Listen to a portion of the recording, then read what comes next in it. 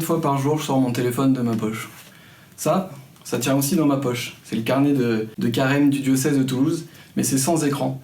Ça ne me connecte pas à WhatsApp, mais ça me permet de vivre le carême en union avec des milliers de personnes dans le diocèse sur le chemin d'une conversion intégrale, pas seulement spirituelle ou écologique, mais les deux à la fois. Parce que tout est lié. Tout est lié dans la nature, on le sait, dans la biologie, dans la création, mais aussi tout est lié en nous. En renouvelant notre relation avec Dieu, on va pouvoir renouveler notre relation aux autres, notre relation avec la création.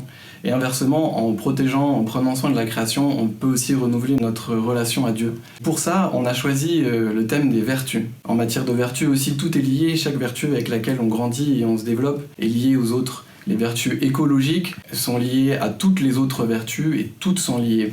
Donc le fil rouge, vous l'avez compris, c'est celui des vertus, par lequel on va pouvoir trouver un chemin sûr pour nourrir notre relation à Dieu, pour avancer dans notre vie chrétienne. Alors comment est-ce que le livret se présente? Vous prenez du bon côté, vous l'ouvrez. La première semaine, il y a 3 catéchèses sur les vertus, la conversion et l'écologie intégrale pour bien rentrer dans le carême.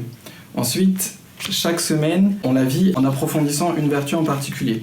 Donc la première semaine, par exemple, c'est la pauvreté, ensuite c'est la foi, etc.